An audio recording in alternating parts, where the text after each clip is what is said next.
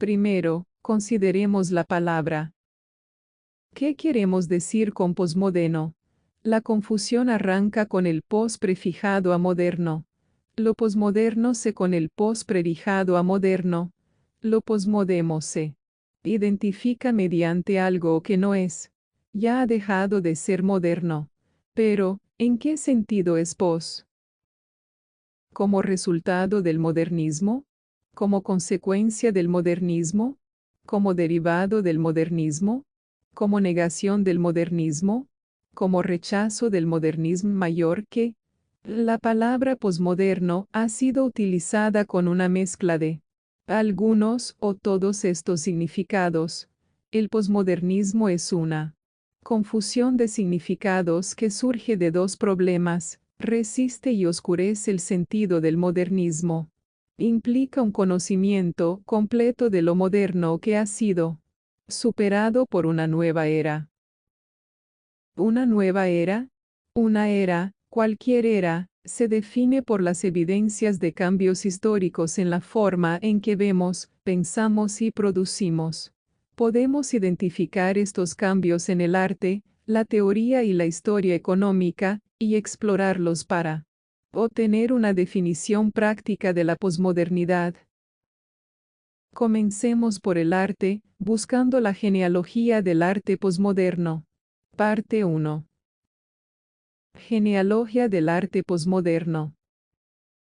Comenzaremos visitando una instalación del artista conceptual Daniel Buren, en 1939, titulada En dos niveles con dos colores, 1976, que consiste en una banda a rayas verticales en el nivel del piso de dos salas contiguas de una galería, un escalón más arriba de la otra.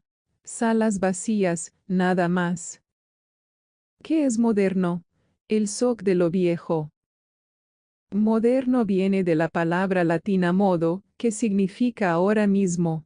¿Desde cuándo somos modernos? Desde hace mucho, como lo muestra el siguiente ejemplo. Alrededor de 1127, el abate Suger comenzó a reconstruir la basílica de su abadía de Saint-Denis en París. Sus ideas arquitectónicas resultaron algo nunca visto hasta entonces, un nuevo estilo que no era griego clásico ni románico. Suger no sabía cómo llamarlo, por lo que optó por el latín opus modernum, una obra moderna. Gótico fue en realidad un término peyorativo, acuñado por los renacentistas italianos para referirse a un estilo bárbaro nórdico o germánico. El estilo ideal de los arquitectos y artistas del Renacimiento era el griego clásico, lo que ellos llamaban antica y buena maniera moderna, antiguo y buen estilo moderno. Antagonismo dialéctico mayor que, por lo menos desde el medioevo, ha existido un antagonismo motivador entre antes y ahora, entre antiguo y moderno. En Occidente, los períodos históricos se han sucedido en desafinidad con lo anterior.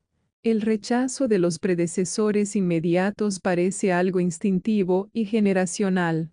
El resultado de esta dialéctica, del griego, debate o discurso, histórica, es que la cultura occidental no reconoce una tradición única.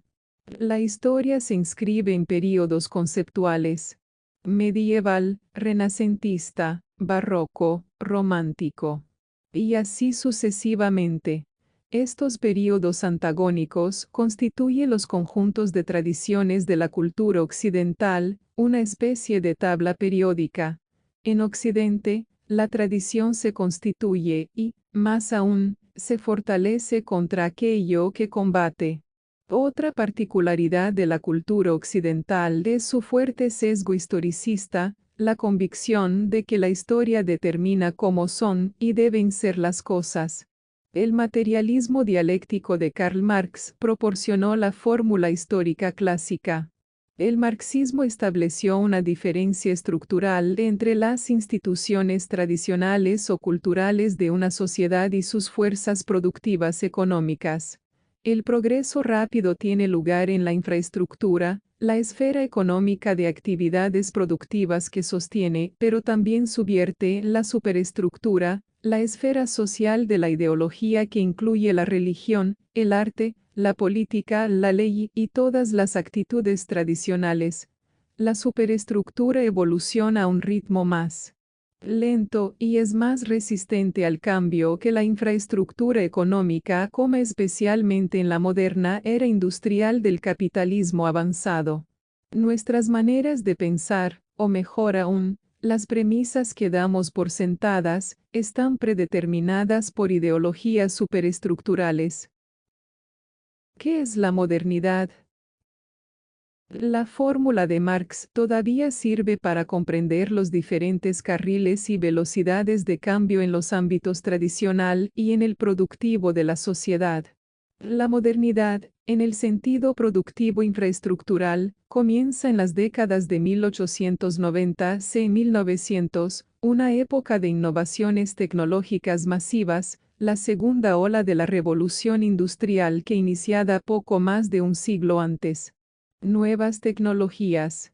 Motores de combustión interna y diésel, generadores eléctricos de turbina a vapor. Electricidad y petróleo como nuevas fuentes de energía tentes o automóvil, ómnibus, tractor y aeroplano. El teléfono, la máquina de escribir y el magnetófono como herramientas básicas de la oficina moderna y la gestión administrativa. La industria química produce materiales sintéticos, tinturas, fibras y plásticos. Nuevos materiales de ingeniería, hormigón, aluminio, cromo y aleaciones. Medios masivos y ocio. Diarios de circulación masiva y avisos publicitarios, 1890. Gramófono, 1877. Los hermanos Lumière inventan la cinematografía y Marconi el telégrafo inalámbrico, 1895. Primera transmisión de Marconi por onda radial, 1901. Primer cinematógrafo, el Nickelodeon de Pittsburgh, 1905. Ciencias. En la década del 1900 se funda la genética. Freud lanza el psicoanálisis, c. 1900. Becquerel y los Curies descubren la radiactividad del uranio y el radio. El revolucionario nuevo modelo atómico de Rutherford subvierte la física clásica. 1911. Max Planck formula la teoría cuántica de la energía, 1900. Revisada por Niels Bohr y Rutherford, 1913. Teoría especial y teoría general de la relatividad de Einstein, 1905 y 1916. No es difícil comprender cómo estas innovaciones se extienden al desarrollo científico e informático posmoderno. Dos ejemplos. 1. Los fundamentos de la cosmología posmoderna, la teoría atómica, cuántica y de la relatividad, se establecen entre 1890 y 1916. 2. El reemplazo del moderno cable telefónico de cobre por el posmoderno de fibra óptica incrementa el flujo de información 250.000 veces, el contenido completo de la biblioteca Bodleian de Oxford transmitido en 42 segundos. El modernismo, en el sentido cultural o superestructural, ocupa el mismo período de principios de siglo. La heroica primera fase de experimentación moderna literatura, música, arte y arquitectura. Big Bang de Picasso, a pesar del teléfono, el telégrafo y otras novedades tecnológicas semejantes, una fotografía de la vida cotidiana circa 1907 la muestra. Muy lejos de la modernidad. Nada nos prepara, mejor dicho a la buena gente de 1907, para la primera pintura verdaderamente modernista. Las señoritas de Avignon de Picasso, 1907. Las deformidades angulares y las miradas fijas de las máscaras africanas pintan prostitutas, expresando en parte el pánico de Picasso a la sífilis.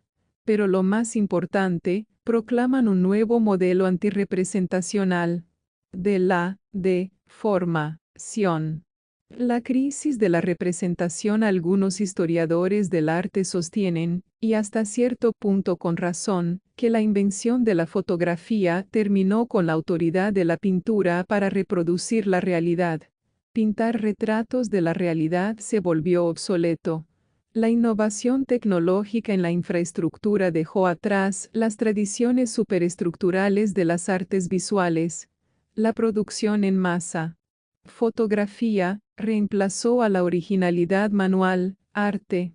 La crisis es más profunda que lo sugerido por este crudo pero efectivo escenario. La misma doctrina del realismo se acercaba a su fin. El realismo depende de una teoría del conocimiento como espejo, es decir, que la mente refleja la realidad.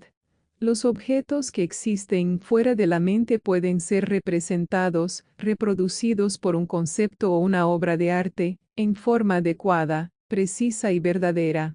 Cézanne. Lo visto contiene al que ve Paul Cézanne, 1839 a 1906, no desechó el realismo, pero lo revisó para incluir la incertidumbre en nuestra percepción de las cosas.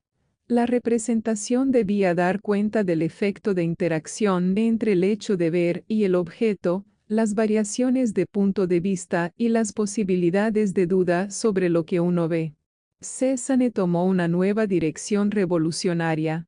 No pinta la realidad, sino el efecto de percibirla. Cézanne no estaba interesado solo en reproducir una visión fragmentada y subjetiva de la realidad.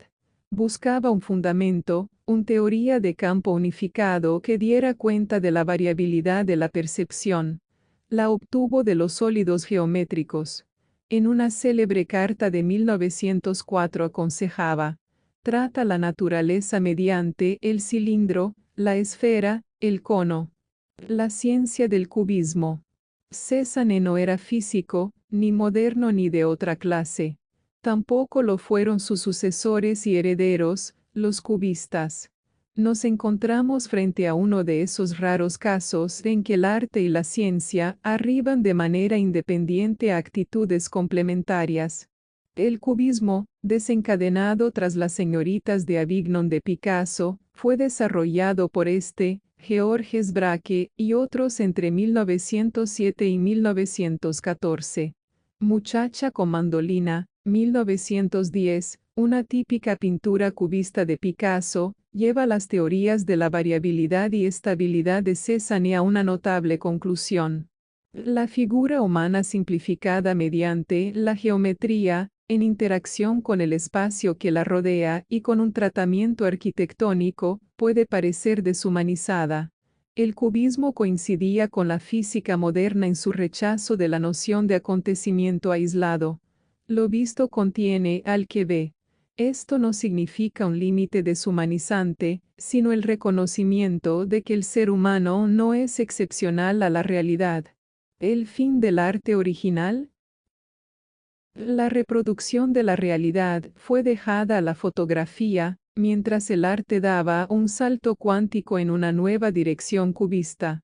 El cubismo rescató al arte de la obsolescencia y restableció su autoridad para representar la realidad de una manera que la fotografía no podía. Pero esta última amenazaba al arte, sea tradicional o de vanguardia, en otro sentido, que solo fue reconocido después, cuando el crítico marxista Walter Benjamin publicó su ensayo La obra de arte en la era de la reproducción mecánica, 1936. Benjamin decía que esta aura, este fetiche de unicidad sagrada, ser eliminada por la reproducción masiva, en especial por las fotografías impresas de las obras originales publicadas en libros, afiches, tarjetas postales e incluso estampillas, todas de amplia distribución. Esta reproducción mecánica debe tener un inevitable efecto desintegrador sobre la originalidad misma. Lo moderno es posmoderno. Lo moderno, históricamente, siempre está en disputa con lo que lo antecede. En este sentido, lo moderno es siempre pos algo. Lo moderno acaba en guerra consigo mismo, por lo que, inevitablemente se convierte en posmoderno. Esta extraña lógica que desemboca en lo posmoderno está asignada por el origen latino del término. Modo, ahora mismo. Posmoderno significa entonces después de ahora mismo. Curiosamente, del dilema de un ahora mismo que niega al ahora mismo precedente, surge una interesante definición del arte posmoderno. Según el filósofo francés Jean-François Lyotard, ¿qué es, entonces, posmoderno? Es sin duda parte de lo moderno. Todo lo que se ha recibido, aunque sea ayer, debe ser objeto de sospecha. ¿Qué espacio desafía Cézanne? El de los impresionistas. ¿Qué objeto atacan Picasso y Braque? El de Cézanne. ¿Con qué supuesto rompe Duchamp en 1912? Con el que dice que uno debe hacer una pintura, aunque sea cubista. Y, Daniel, Buren cuestiona otro supuesto, que según él, permaneció intacto en la obra de Duchamp, el lugar de presentación de la obra. Con una aceleración asombrosa, las generaciones se precipitan. Una obra puede ser moderna solo si antes es posmoderna. Lo posmoderno, así entendido, no es lo moderno en estado póstumo, sino en estado naciente, y este estado es constante.